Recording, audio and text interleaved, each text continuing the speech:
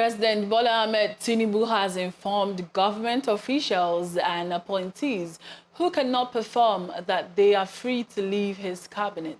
Report has it that the president dropped his hint while declaring open a 3-day retreat with the theme delivering on the renewed hope agenda organized for ministers, presidential aides, permanent secretaries and top government officials in Abuja.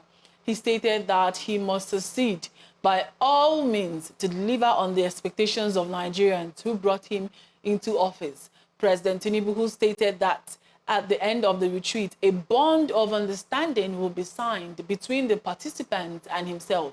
He said, if you are not performing, nothing to fear. If you are not performing, we will review, and if you cannot perform, you leave us. Joining us virtually this morning to make meaning of all these things that the president has said to discuss this is Evans Ufeli, a lawyer, a public affairs commentator, and Nick Agule, a public affairs analyst. Good morning, gentlemen, for joining us this morning. Good morning. I'm going to start with Nick.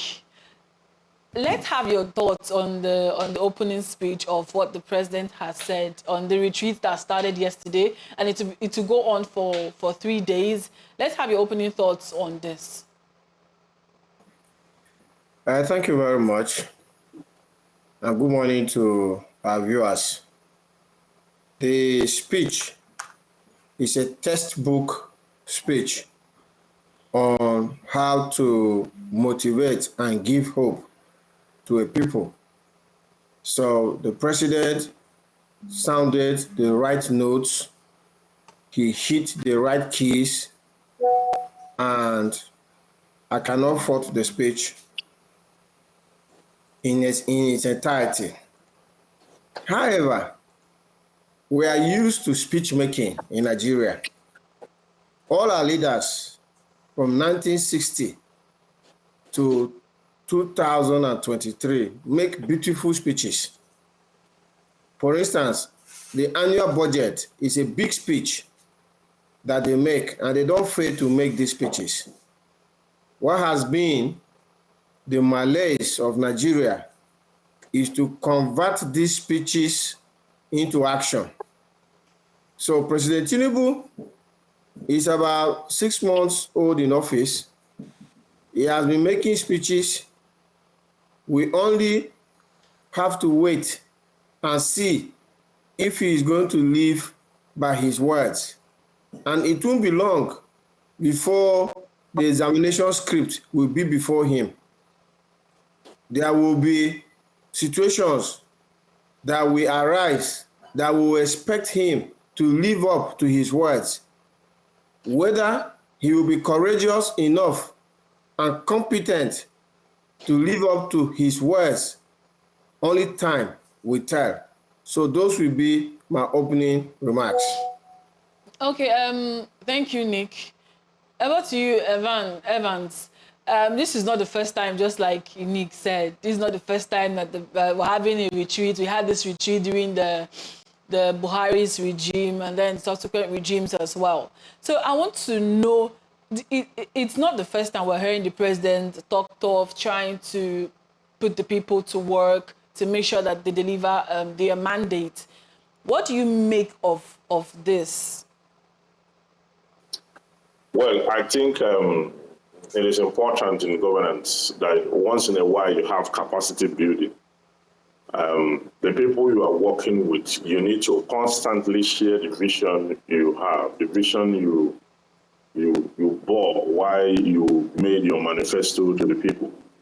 And having selected persons who will help you to achieve that vision.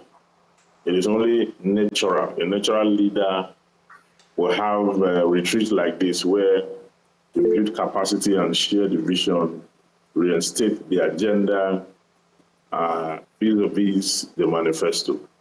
It's a good thing that they're having that conversation. But like the first speaker said, it is not about speeches. It's not about speech. One of the problems we have in this country is the lack of patriotism. not just from the leaders, from the followers too. The truth is that if you look at the way the circumstances that led to the emergence of President Tinubu, you will see that 80% of the irregularities that occurred before his emergence were basically the overwhelming contribution of the masses. The same people who are complaining now that the government's policies are too harsh, the government and all that. So our problem is not constitutional. Our problem is attitudinal, and that attitudinal problem is what is really militating against the smooth running and development of Nigerian states. While they are building capacity and sharing the vision and all that, we've also been told that there are certain budgets of billion naira to certain areas for the president's property infrastructure, the president's wife's infrastructure, that funds that were supposed to be used to take care of the citizens and the country at large is being channeled to less than 1% of this population. And the citizens are watching them, okay? Yeah. Very soon they will run it through the National Assembly and it will pass. Then they will run it over our head and we'll come back to lament. This lamentation that has gotten to almost a biblical proportion is one that must be addressed. In this capacity building they are having, this is where the workers are supposed to make a useful and valid contribution that the government is talking about a supplementary budget. And that supplementary budget is a budget that should address very specific and key issues of the welfare and security of the citizens. But that is not the case. It's not the case. They are going to use the supplementary budget to fund the office of the First Lady. 1.5 billion, which is illegal. That office is illegal. It's not constitutional. It has no economic or academic bearing on the life of the citizens. They are going to use those funds to renovate the president's official residence, both in Lagos and Abuja, and the vice president's residence in Lagos and Abuja. These are frivolities, elephant projects that have no contextual bearing on the citizens of this country. Now, that is what we're hearing. And you have a capacity building where they are saying, if you perform, if you don't perform. Those people there that they are training to perform, the leaders are the ones that will direct the course of things and look at what they are channeling resources to. So by the fear of not sounding like a prophet of doom, it appears this government is have missed it completely. Missed it completely. It makes one mistake today. When you expect them to correct that mistake, they make further mistakes. In office, so I believe we can't say that they are doomed already. So we hope that Nigeria can only get better. Sorry, please continue. Yeah. So what I'm trying to say in essence is that if you are talking about performance, he talks about those who, if you are not performing, it is fine. But if we find out that you are unable to, if you cannot perform, then you will leave us. Those are good statements, okay? But the president himself saying that in the past 6 months, has he performed? He should ask himself whether has he performed, or he as the president should leave us to, if it is clear that he cannot perform. Those questions they are throwing to those who they should throw to themselves too. Okay, so that in the same measure they expect the people who they have appointed to work with them to perform, in the same measure with which the citizens of this country look up to, from the president to the governors to all the leaders of this country, to also perform. And if they cannot perform, they should also leave us. But they don't leave. They don't leave even when they cannot perform. Okay? But they expect the workers to leave if they cannot perform. So that's what I think about it. That brings me to the fact that you mentioned if they cannot perform, that the president mentioned if they cannot perform, they should leave. And How easy is it to sack a minister politically? How easy is it to actually sack a minister who's not working? Because just like you mentioned now, that even if they know that they are not working, they still don't get to leave. But the president has said, if you are not working, you should give us space so that people that will want to do this job would come up and work. Do you think that the president is going to live up to this expectation, up to this thing that he has said? And how easy is it to get a minister who is not working sacked? Nick, please. Thank you very much for that question. I think it's very easy to sack a minister, but it requires courage on the part of the president, and it requires determination. It requires the competence for the president to know that this minister is not performing. Because, agreed, all over the world, including the US, where we copied our democracy, when a party wins elections, they appoint their party people, their party loyalists into positions. So when Joe Biden became president, he didn't keep ministers that were appointed by Donald Trump, his predecessor. He let all of them go.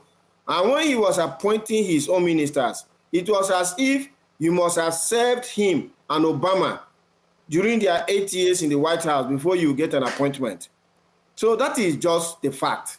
I mean, I'm speaking to you now in the UK. You know, the party that is in power today is the Conservative Party. And they have had a string of changing prime ministers. So even within the party, when Rishi Sunak became prime minister, he let go of the ministers or secretaries, as we call them here, that were appointed by his predecessor, even though they are the same party. So that is just the case. So the question is that, can the president now sack these people? The answer is yes. Even though they belong to his party, they are his loyalists, a lot of them worked with him when he was governor of Lagos State. If he has the courage, he can sack them.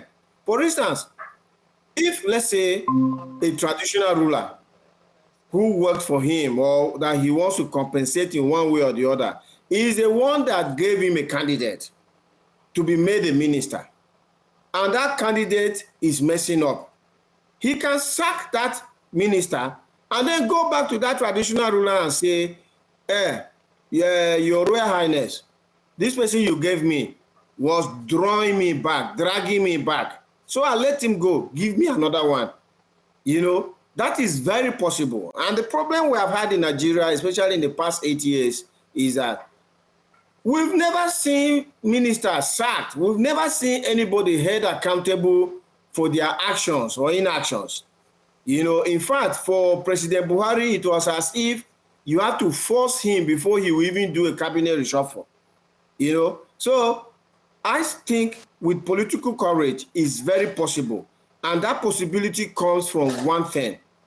If President Tinubu is ready to help Nigerians, if President Tinubu is ready to say things must change, if President Tinubu is willing to back up his fine words in this retreat, in this speech he made at the retreat, with action, then we can do it. You know, but if he doesn't stand by his words, then of course, he will find it difficult. But I know it's easy for him to do it if he wants to. Okay. The president made a mention that he will be signing a four-way bond between him, the minister, the permanent secretary, and then the SA on policy. What do you make of this, Evans?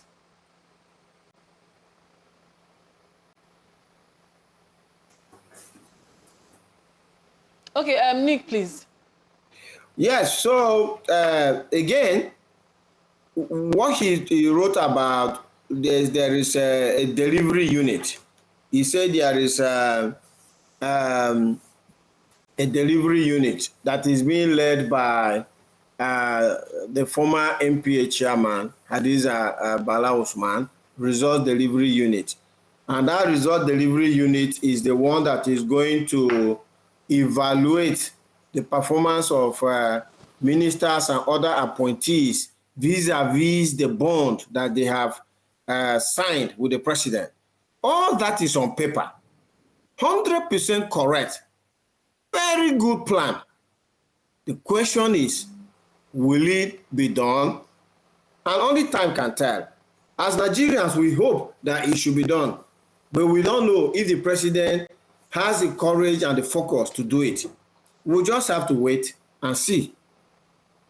So that brings me to this question. Don't you think there should be like an external body solely to make sure that these things are being carried out, to checkmate these people, to make sure, more like for this retreat now, like we see on the manifestos of these people are going to do this, do that, and do that.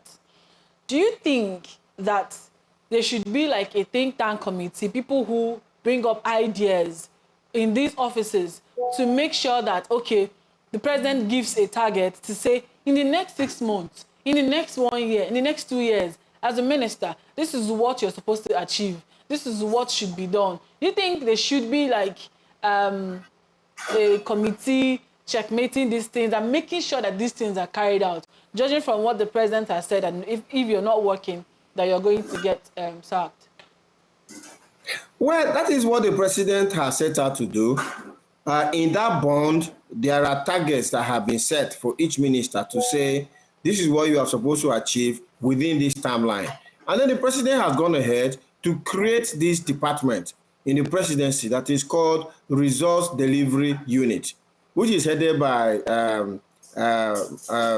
Hajia Bala Usman. But the question is whether the president is ready to work with the results that will be put before his table. In the past, we have had presidents that have set out this or that. We have presidents that have constituted national conferences. We have had presidents that have done constituent assemblies. We have had presidents that have asked for constitutional reviews. We have had presidents that have constituted electoral reviews. All the outcomes of those efforts are gathering dust on shelves within that same villa. So it's not about whether the evaluators should be internal or external. I believe that even with the internal evaluators, they will be able to put good results on the table of the president. If we bring in external evaluators, again, they will put results on the table of the president. The question is the president ready to go through with the results that have been placed before him? And again, at the end of 1 year, we'll be able to evaluate President Tinubu's government and say he is living up to his words or not. Only time will tell. Okay, and please, let's have the president's speech. Let's have the president's speech being played, please.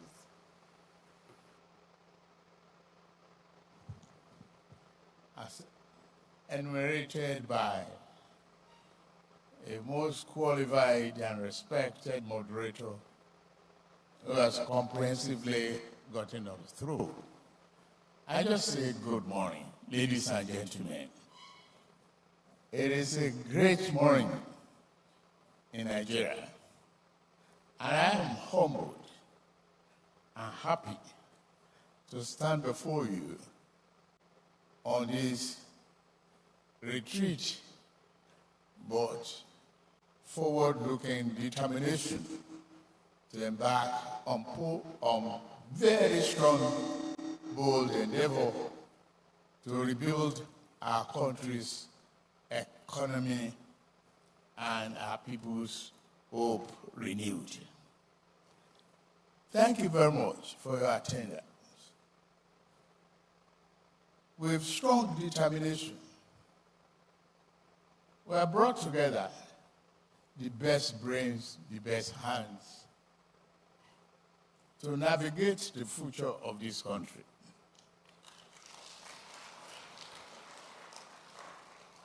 We're not looking backwards. We can't complain and give excuses. It is our country. We have to build it.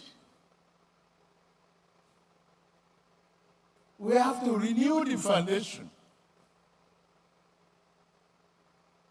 We have to give hope to the near hopeless, to Nigerians in doubt whether democracy and economic growth will be the pathway to their prosperity. I'm here to assure you and work with you. The best brain we can put together in civil service, the best brain that we can put together in our democratic parliament that have been chosen for us by the public. It's a good thing that the chairman of our party is here. But the president is the president of whole.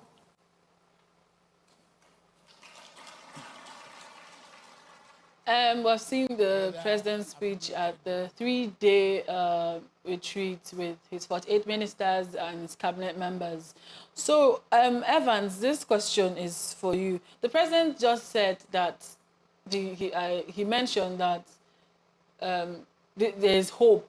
He's trying to encourage Nigerians that democracy and that Nigeria is going to work and all of that.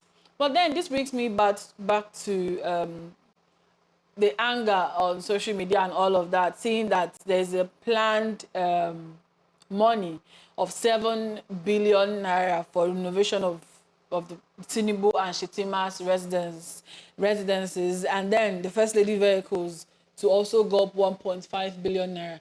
How do we balance these things happening, what the president has said and what is actually happening, the money that will be used to take care of their residents and the First Lady's vehicle? Evans, what do you make of this?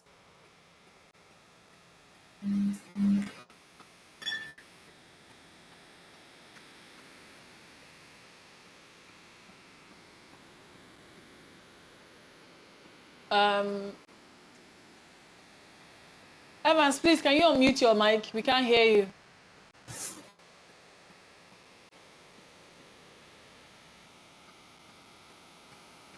Please, can you unmute your mic? We can't hear you.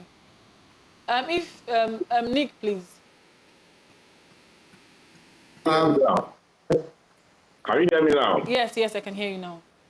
Go ahead. Yes, I said this is a contradiction I earlier referred to in my opening remark, that in one breath, the president is talking about having the best brain, putting the best people at work to ensure that the public have also elected people at the legislative angle, and he's talking about the best brain at the executive angle, so that they can have a good outing and a very robust performance in his administration. In one breath, he's saying that. In another breath, we see the structural composition of the supplementary budget. You know that this government is actually running on the budget, is still running on the budget of the previous administration.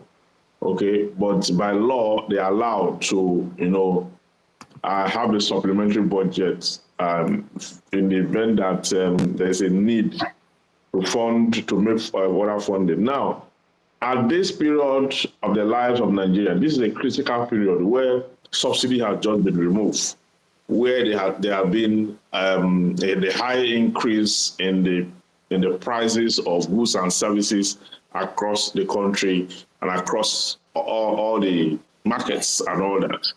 So it's supposed to be a time where this administration will concentrate on palliatives or concentrate on economic well-being of the citizens as against the economic well-being of just the leaders. You are talking about your official residence in Lagos and in Abuja. You are talking about cars. You are talking about all these things for the leaders. Now, the question is that these persons who are being referred to, who they want to, these leaders now, don't they have houses before they became whatever they have become? Don't they have cars before they became whatever they? And for the office of the First Lady, that office is an illegal office. It's not supposed to be part of what we should be having a supplementary budget to fund illegality. Okay, the frivolities of this government is getting out of hand. They are already showing us a blueprint of what they intend to do in terms of profligacy. And that level of profligacy should not be allowed by the Nigerian citizens. You see, the National Assembly that's supposed to be the clearinghouse, where the voices of the entire country should be heard, should not approve that fund. The citizens should, as a matter of necessity, voice out, because we donated our allegiance to the members of the National Assembly from all the constituencies and all the local governments in Nigeria. So if the citizens, if the welfare and security of the citizens is not important to this government, the people should have a way of moving to occupy the National Assembly and ensure that that approval is not met. Because the way they go about it now, because they have majority of the APC in the House, the tendency that this may pass very easily is very high, okay? And once it is passed, the executive now have all the legal apparatus to deploy that fund. And that is why I think that this retreat for me looked like an eye service. It looked like an eye service. It's just an eye service, not like it looked like eye service. It's eye service really, because now you are televising and telling us that you are making preparation, building capacity, and all that. You're telling us all that. But what you are doing before us in our very present also is that you are plumbering the commonwealth of the country and channeling it to profligate angles that have no academic or economic bearing on the citizens of this country. And that is unacceptable. It's unacceptable to the extent that if the citizens have no proper security and their welfare is not guaranteed, which is supposed to be by the Constitution, and the president took an oath to defend the Constitution, then it means that this particular action that they're about to take is gross misconduct. It's a preparation of the Constitution, and it calls a gross misconduct under the law. The implication is impeachment.